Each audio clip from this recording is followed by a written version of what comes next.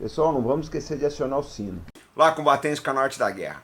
Hoje saiu o Memorandum of Understanding, o MOU, né, entre a Boeing e a Embraer. Primeiro eu preciso contextualizar vocês para dizer o que é um Memorandum of Understanding.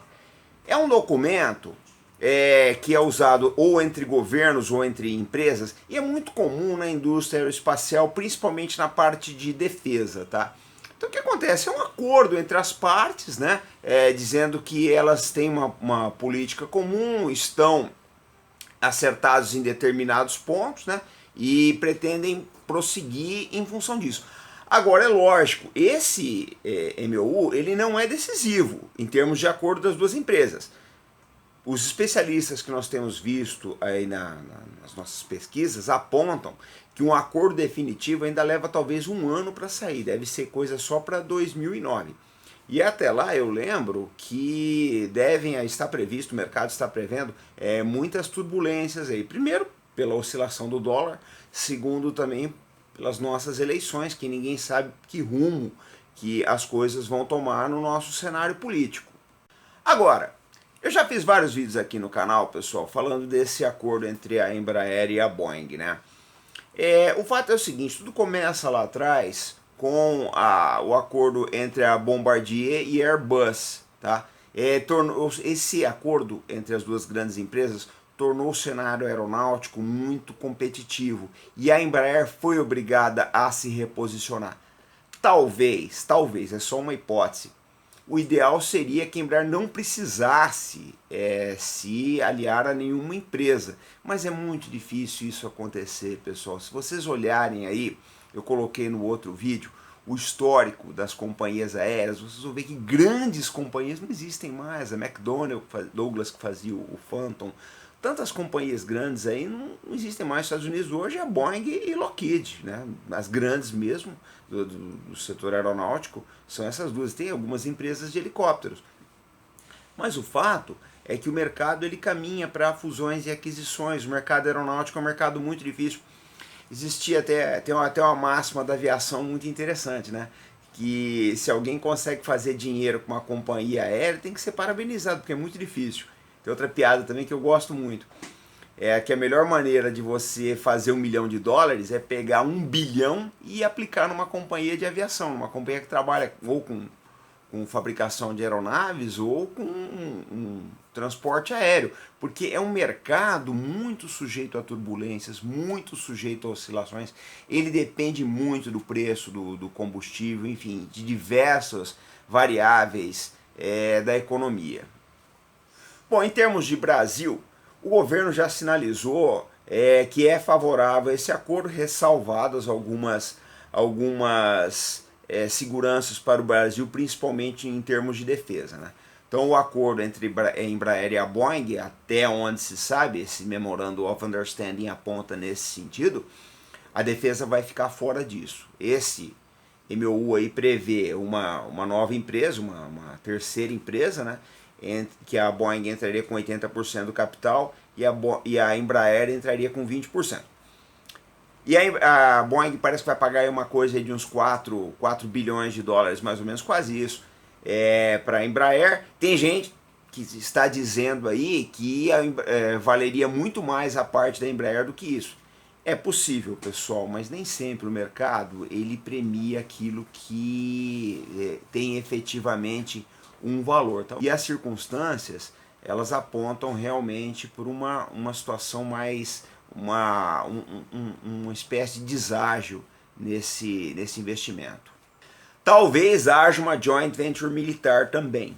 Tá? Isso está sendo estudado, aí, se criar uma empresa entre as duas, um acordo entre as duas empresas aí, para uma quarta empresa, o que quer que seja, só do setor de defesa, mas isso aí ainda não há nada conclusivo a respeito, como também vamos ser honestos, né? Esse MOU não é conclusivo no momento.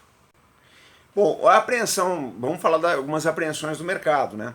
Uma delas é o que sobra para a Embraer e quanto vai valer esse que sobra, por isso que está tendo tanta oscilação. E o mercado, gente, o mercado de ações, ele tem uma máxima interessante, né? Que ele sobe no boato e cai no fato, né? Então a Embraer vem subindo, aí teve várias oscilações positivas, aí muita gente ganhou um bom dinheiro com ações da empresa, e agora no fato, pessoal, mas não era isso que a gente estava esperando, e ela deu uma caída. Mas isso deve haver diversos reajustes aí. Outra dúvida que o pessoal tem perguntado para mim é como é que fica a parte de pesquisa e desenvolvimento. Nisso aí, a visão de alguns especialistas que eu andei checando aí já é mais positiva, porque pode ser, né, principalmente a Boeing, ela trabalha muito isso com P&D, né, pesquisa e desenvolvimento. Então pode ser que a Embraer seja beneficiária disso. Também não existe nenhuma garantia, mas a tendência aponta nesse sentido. Gente, se existe risco, eu não tenho dúvidas. Tudo na vida existe risco. Você abriu a porta da sua casa, você pode ser assaltado, atropelado. Dentro da sua casa você pode escorregar numa casca de banana, quebrar uma perna. O risco existe o tempo todo. Mas o fato é que nós colocamos no primeiro vídeo, e eu fui muito criticado, era inevitável isso. O ideal seria que a gente não precisasse de ninguém, que nós fôssemos autônomos, né? A gente conseguisse fazer tudo, a Embraer fosse uma empresa que ela conseguisse, por exemplo, o governo brasileiro comprasse aí, sei lá, centenas de aviões aí da Embraer, ele conseguisse dar um aporte de receitas para a mesma, que ela não dependesse do resto do mundo. No mundo ideal seria isso, gente, mas infelizmente no mundo real essas coisas não acontecem. É lógico que esse acordo ele ainda vai ter que ser analisado por muita gente, tá? Por muitos setores aí. O Tribunal de Contas da União tem que ver a situação da Golden Share, o CAD também vai ver se não existe nenhum monopólio disso, tá? A própria Comissão de Valores Imobiliários também deve manifestar a opinião dela, mas eu não sei se vai haver nenhum entrave desses três órgãos que eu citei até o momento. Uma coisa interessante. A Boeing está calculando que ela vai perder nos próximos 10 anos cerca de 5.500 engenheiros que vão se aposentar. Então ela também está vendo o capital humano da Embraer, que é excelente, né? É um dos melhores do mundo. Ela está interessada nesse capital humano, isso ela não tem dúvida. A Boeing ganha nesse sentido, mas nosso pessoal também ganha, gente. Isso aí não tem dúvida, tá? A briga pelo cérebro, ela deve acontecer, mas eu não sei se o Brasil perde nisso não, porque também tem o seguinte, uma boa parte desses engenheiros, eles vão sendo, e à medida que as pessoas se especializam mais ainda com a entrada de tecnologias da Boeing, da própria cultura Boeing, eles vão alastrando esses conhecimentos aqui no Brasil. Então eu não sei se a gente perde efetivamente esse pessoal para fora, não. Pode ser que uma parte deles saia do Brasil, mas não vai ser uma debandada como muita gente está dizendo, não. E a situação da Boeing também nos Estados Unidos se complicou muito com essa fusão da Airbus com a Bombardier. Por quê? Primeiro porque a Airbus Bombardier juntas pretendem vender 6 mil aeronaves nos próximos 20 anos. Tá? Então a Boeing não pode ficar atrás, porque as duas empresas juntas, elas conseguem entregar um produto com preços mais competitivos e uma série de outras coisas aí. A Boeing não pode ficar atrás, principalmente nesse segmento que a Bombardier tem, que a Embraer tem condições de competir. Então a Boeing ela vai querer abocanhar uma faixa desse mercado, e essa joint que está começando agora, ela deve entrar para ganhar. O Canadá também tem retalhado a Boeing. Eles compram aeronaves militares dos Estados Unidos, da Boeing, eu lembro que o Canadá usa o F-18 aí, e eles têm retalhado aí, estão ameaçando aí fazer alguns cortes nessas compras aí. Então tudo isso, esse cenário, a Bombardier do Canadá, esse cenário, gente, é muito complicado, é muito complexo a gente dizer hoje, tá, olha, vai acontecer isso, vai acontecer aquilo. Eu já estou citando aí, nessa brincadeira eu já citei. Estados Unidos que é Boeing, Canadá que é Bombardier, Airbus que é Europa, não é nem França, é Europa. Então é muito complicado esse cenário, tá? E, lógico, o Brasil também. A gente dizer vai acontecer isso, vai acontecer aquilo, com esse monte de variáveis, é muito difícil. Eu estou apontando para vocês apenas as tendências. Agora dizer o que vai ou não vai acontecer é muito complicado, pessoal. Agora é engraçado, tudo que acontece no Brasil, e isso eu falo de cadeira porque nós temos um canal que toma pedrada tanto à esquerda quanto à direita. Tudo que acontece no Brasil, o pessoal já acha que vai acontecer para pior, que as coisas vão piorar. Gente, é mais ou menos isso. Eu lembro que a Embraer passou por várias crises. Em 94 ela teve uma crise pesada, foi privatizada. E em 2008/2009, pouca gente lembra disso, mas a Embraer passou por uma crise muito complicada por conta da conjuntura internacional. Ela chegou a demitir 4 mil empresários e deu a volta por cima. É uma senhora empresa. Tá?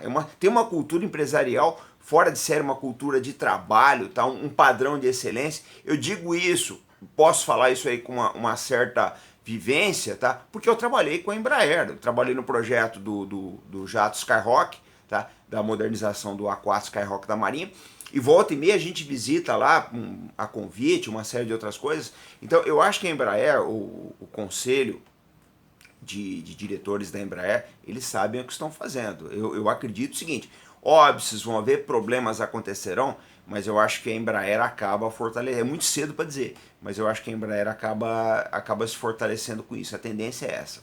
Pessoal, eu quero dizer o seguinte, nós temos que acreditar mais no nosso país, tá? Isso é muito importante. Eu já falei aqui várias vezes que é muito difícil, seria o ideal a Embraer se sair sozinha nesse cenário, sem precisar de ajuda externa, mas não tem como. Tá? Isso é inevitável, é um remédio amargo que nós vamos ter que tomar. Agora nós temos que acreditar que muita coisa é possível, tá? Que muita gente boa da defesa está trabalhando, investigando essa fusão aí, não é uma coisa que está sendo feita aí aleatoriamente, não é uma coisa que está sendo feita atabalhoadamente, tá? É uma coisa que tem sido negociada já tem há muito tempo, muita gente boa da defesa, muitos civis e militares estão envolvidos aí no sentido do Brasil não perder essa expertise, e eu acho que nós vamos conseguir, é lógico, vamos perder alguma coisa, mas eu acho que nós vamos conseguir bons resultados para o nosso país. Nós temos que ter esperança e, sobretudo, fé no Brasil, pessoal. Nós não podemos achar que tudo que acontece aqui é para derrubar o Brasil. Tá? Eu não acho que lá na Europa ou nos Estados Unidos o pessoal acorda de manhã achando, não, vamos tomar essa decisão para derrubar os brasileiros. Até porque a maioria dos americanos e dos europeus não sabe nem onde é que fica o Brasil. Essa é uma realidade. O nosso grande problema reside aqui dentro, é a nossa falta de fé no nosso futuro e, sobretudo, a nossa falta de confiança, tá? Em nós mesmos. E isso nós precisamos cultivar, nós precisamos desenvolver. Bom, pessoal, eu encerro dizendo o seguinte, eu estive numa cerimônia militar hoje, em homenagem aos 50 anos do falecimento do soldado Kozel, que eu já fiz aqui um vídeo, tá? Foi uma cerimônia brilhante, muito bonita, houve até chuva de pétalas de helicóptero aí, e o Albert Marimon, que é o nosso S3 aqui do canal, ele vai enviar as fotos, eu quero ver se eu mostro para vocês no próximo vídeo. Foi uma cerimônia emocionante, porque foi sobretudo um exercício de fé no Brasil, e uma maneira do Exército e da Marinha e Força Aérea e Polícia Militar que estavam lá também, dizer que nós não esquecemos o nosso pessoal que tombou. Então eu encerro o nosso vídeo de hoje dizendo sempre aquele nosso compromisso de responsabilidade, tá?